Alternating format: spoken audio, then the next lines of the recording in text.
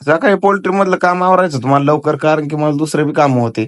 मग काय इथं जागा वाढून टाकायची होती, 30 फूट जागा राहिली होती. मग काय या गोण्या अशा फाडविल्या आणि ती तूस पांगविली. तूस पांगून सगळे मग पक्षी सोडून दिले. मग आता पक्षी एकदम पळायला लागले ना, आता टाइम आला तर त्यांना खायला टाकायचा. कारण की ते बाई लय उपाशी मेले बरं का, लय वाढू. कारण सांगू का काय आहे माहितीये का, रात्री मी म्हणलं टाकीन टाकीन खाद्य, आणि काय रात्री काय मी खाद्य टाकलं नाही.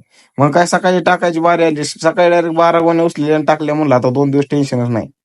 मग काय संध्याकाळी नंतर सावकार माझ्याकडे, संध्याकाळ नाही 4 वाजल्या होत्या तेव्हा सावकार आला माझ्याकडं. काय कसं आला माहितीये, एकदम चष्मा लगा की. म्हणलं ओके. आम्ही आलतो लग्नाला, आतमध्ये आलो तर म्हणलं अरे पब्लिकच नाही अजून. ते म्हणलं थांब 5-10 मिनिटात येते. ही मॅडम आलं तर ह्या नुसतं स्वागत आहे करून आमचं डोकं हँग झालं फार. मग काय तिथं बसलो निवांत आम्ही हसत थोडा वेळ. तेवढ्यात नवरदेवाचं आगमन झालं आणि त्यांना पण असं बसविलं कशात त्या झोल्यामध्ये.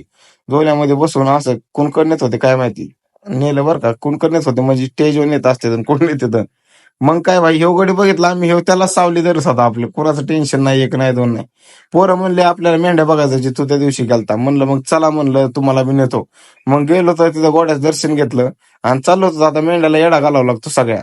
मग तिथं बघितलं तर आईला म्हणलं हे बारकं लेकरू कधी झालंय मेंढीला. ती मेंढी म्हणली सरकले बाजूला, कांदे खाऊन ती मला. तिला कांदे टाकले ते कोणतरी, ह्यो बोकड्या बघितला, हे म्हणलं चला रे मारीन म्हणलं. मग काय तिथून शून्याच्या स्पीडने आम्ही घरी आलो.